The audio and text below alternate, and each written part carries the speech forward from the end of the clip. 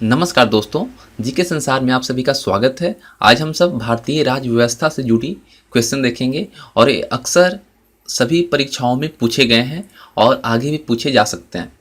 इसलिए एक क्वेश्चन जो है वो आपको जानना चाहिए और आप जीके संसार से जुड़े रहें। ऐसे ऐसे क्वेश्चन आपको बहुत मिलेंगे। बस आप जीके संसार को अगर सब्सक्राइब नहीं किया है तो सब्सक्राइब कर लें और जो पास में बेल है उस पर क्लिक करना बिल्कुल ना भूलें, क्योंकि जैसे ही कोई वीडियो अपलोड होगा सबसे पहले नोटिफिकेशन आपको मिलेगी। और अगर आपको वीडियो पसंद आती है तो लाइक करें, अगर आपको वीडियो पसंद नहीं आती तो डिसलाइक बटन प्रेस करें। और किस वजह से आपको पसंद नहीं आई वो मुझे कमेंट बॉक्स में ज़रूर बताएं, क्योंकि मैं उस चीज़ों को आगे से सुधार करने की कोशिश करूँगा। तो आइए शुरू करते हैं और देखते हैं टॉप 50 क्वेश्चन कौन सा है, किस तरह के क्वेश्चन अक्सर परीक्षाओं में पूछे जाते हैं। तो आइए देखते हैं। जो पहला क्वेश्चन है हमारा, ग्राम पंचायत का निर्वाचन कराना किस पर निर्भर करता है। जो ग्राम पंचायत का निर्वाचन होता है वो किस पर निर्भर करता है, तो ये जो निर्भर करता है वो राज्य सरकार पर निर्भर करता है, क्योंकि ग्राम पंचायत का जो भी चुनाव होता है वो राज्य सरकार के अधीन होता है। इस पर केंद्र सरकार की कोई हस्तक्षेप नहीं होती। उसके बाद राज्य में राष्ट्रपति शासन से तात्पर्य राज्य में किसके शासन से है। तो राज्य में राष्ट्रपति शासन के तात्पर्य यह है कि राज्य के राज्यपाल जो है वहाँ के शासनकर्ता होंगे, वो शासन करेंगे। उस समय जो हमारा चुनी हुई जो दल होती है वो पूरी तरह से निष्क्रिय हो जाती है। वहाँ के जो सर्वे सर्वा होते हैं वो राज्य के राज्यपाल हो जाते हैं। उसके बाद है, राष्ट्रपति राज्यों में किस अनुच्छेद के तहत राष्ट्रपति शासन आरोपित करता है। तो ये जो क्वेश्चन है बहुत ही इम्पोर्टेंट है, क्योंकि हम सब जानते हैं कि राष्ट्रपति शासन लग गया तो आखिर वो किस अनुच्छेद के अंतर्गत लगता है।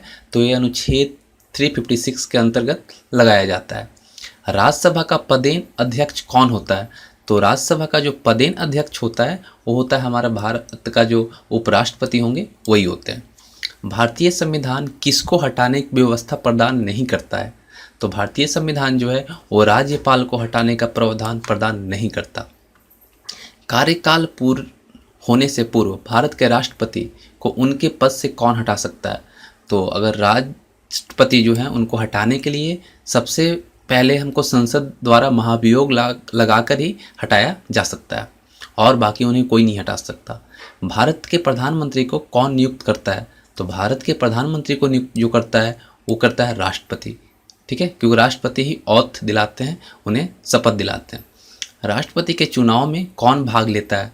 तो राष्ट्रपति के चुनाव में जो भाग लेता है लोकसभा, राज्यसभा तथा विधानसभा के सदस्य, इन्हीं लोग वोटर होते हैं।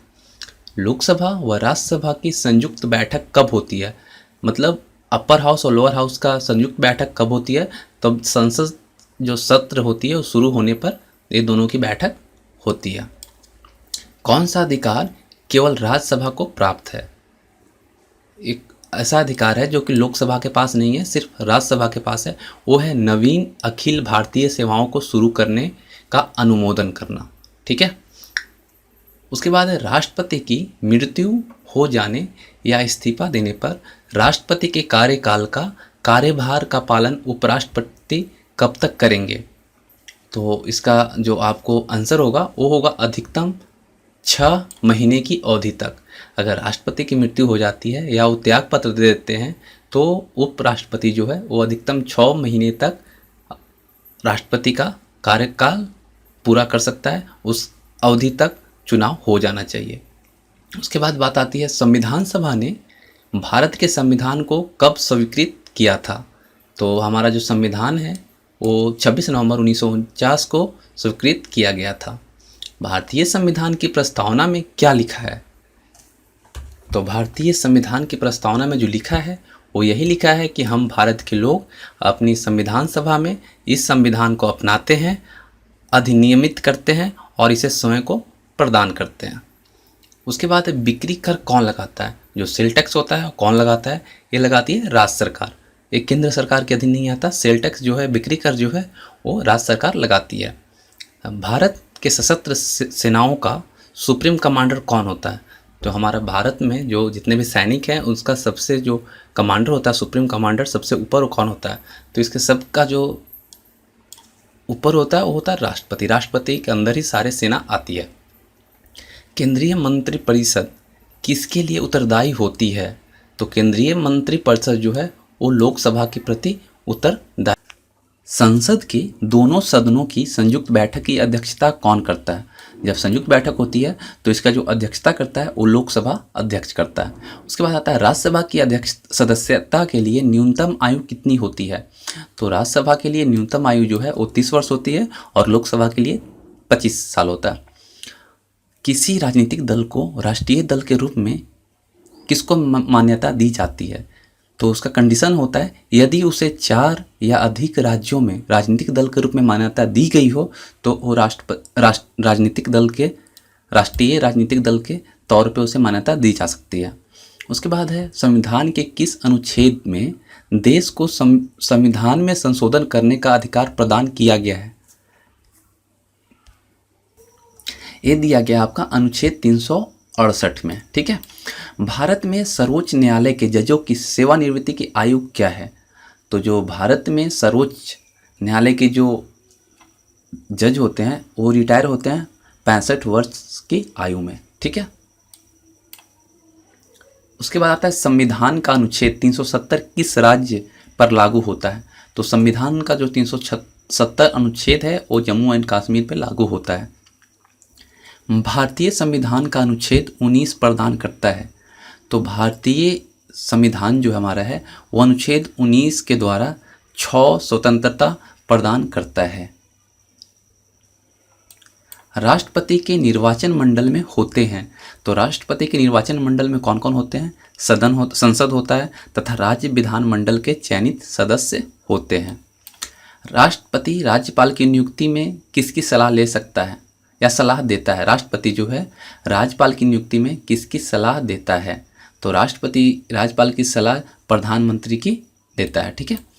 अवित्तीय विधेयक को राष्ट्रपति कितनी बार लौटा सकता है? जो अवित्तीय विधेयक होता है उससे राष्ट्रपति को लौटाने का अधिकार सिर्फ एक बार दिया गया। उसके बाद संविधान के उद्देशिका में क्या वर्णित है? जो हमारा संविधान है उसमें उद्देशिका में क्या कहा गया है?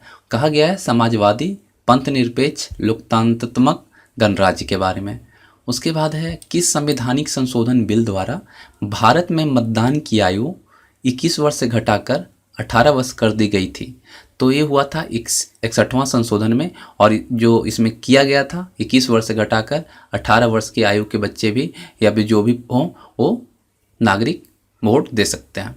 उसके बाद है संविधान के अनुसार लोकसभा के स्पीकर को उसके पद से कैसे हटाया जा सकता है? तो लोकसभा के पद से हटाने के लिए सदन के सभी सदस्यों के बहुमत द्वारा प्रस्ताव पारित होगा तभी लोकसभा के स्पीकर को हटाया जा सकता है।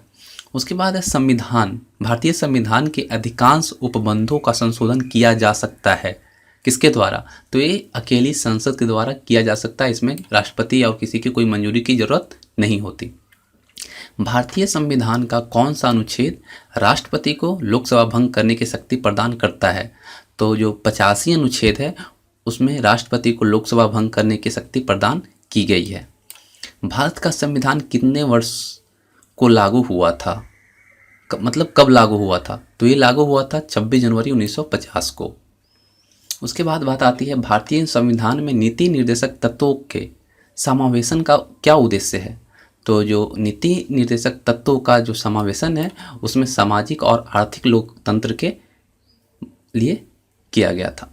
उसके बाद रॉलेट अधिनियम किस वर्ष में पारित किया गया? तो रॉलेट एक्ट अधिनियम जो था 1919 में पारित किया गया। किस अधिनियम द्वारा भारत में सांप्रदायिक निर्वाचन मंडल लागू किया गया? तो ये किया गया आपका 1909 में। संघ लोक सेवा आयोग के सदस्य अपना इस्तीफा किसे सौंपते हैं? तो संघ लोक सेवा आयोग के अध्यक्ष सदस्य जो होते हैं वो अपना इस्तीफा राष्ट्रपति को सौंपते हैं। ये राष्ट्रपति को ही अपना इस्तीफा सौंपते हैं। गोवा राज्य का निर्माण किस संविधान संशोधन के द्वारा हुआ था? तो गोवा जो राज्य है वो 26वां संविधान संशोधन के अंतर्गत बना है। आर्थिक प्रतिवर्ष सर्वे किसके द्वारा प्रकाशित किया जाता है? तो आर्थिक जो है मतलब इकोनॉमिक जो हमारा है आर्थिक नीति और आर्थिक दशा जो होती है देश की वो वित्त मंत्रालय द्वारा हर वर्ष पेश किया जाता है। वह राज्य जो लोकसभा में निर्वाचित सदस्यों की दूसरी सबसे बड़ी संख्या भेजता है वह कौन है? तो पहली संख्या जो है सबसे ज़्यादा भेजता है लोकसभा में और राज्यसभा में वो आपका है राज्य उत्तर प्रदेश, और सेकंड नंबर पे आता है महाराष्ट्र। ठीक है, उसके बाद वह निर्वाचक मंडल जो उपराष्ट्रपति का चुनाव करता है वह कौन है? तो यह लोकसभा व राज्यसभा, जो कि उपराष्ट्रपति को चयन करता है।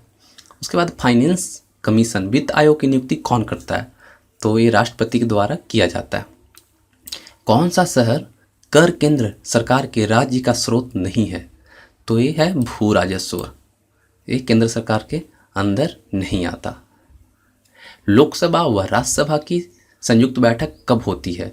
तो पिछले भी हमने डिस्कस किया था, संसद सत्र शुरू होने पर।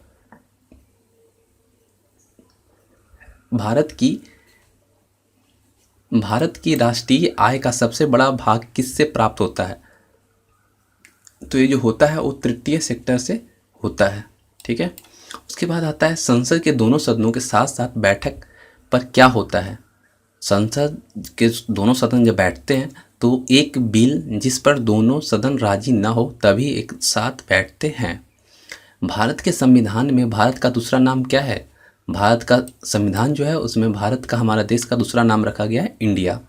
और उसके बाद है संविधान जो हमारा है, हिंद में कितने किस्म की इमरजेंसी की शाखाएं मौजूद हैं? वो हैं 3। भारतीय संविधान का आप किस प्रकार वर्णन करेंगे? तो इसका जो सबसे अच्छा परिभाषा है वो है विश्व में सबसे विस्तृत संविधानों में से एक। उसके बाद भारतीय संविधान में कितने तरह के आपातकाल का प्रावधान किया गया है? देखिए, अभी हमने कुछ पहले ही किया था इमरजेंसी की शाखाएं, अभी वही आपातकाल उसे हिंदी में किया गया, यह है 3। ठीक है, उसके बाद है भारतीय संविधान में वर्णित मौलिक अधिकारों को लागू करने का अधिकार किसको प्राप्त होता है? ये जो अधिकार है वो सर्वोच्च न्यायालय और उच्च न्यायालय को सिर्फ दिया गया है और ये रिट के द्वारा किया जा सकता है। थैंक यू फ्रेंड्स, आपको वीडियो कैसी लगी वो मुझे फीडबैक के तौर पे ज़रूर बताएं, और जो भी आपको सुझाव हो मुझे कमेंट बॉक्स में दें, तभी मैं इसका पार्ट 2 आपको जारी करूँगा। आपको जब पसंद आएगी तभी, अदरवाइज़ मैं यहीं पे इसे स्टॉप कर दूँगा।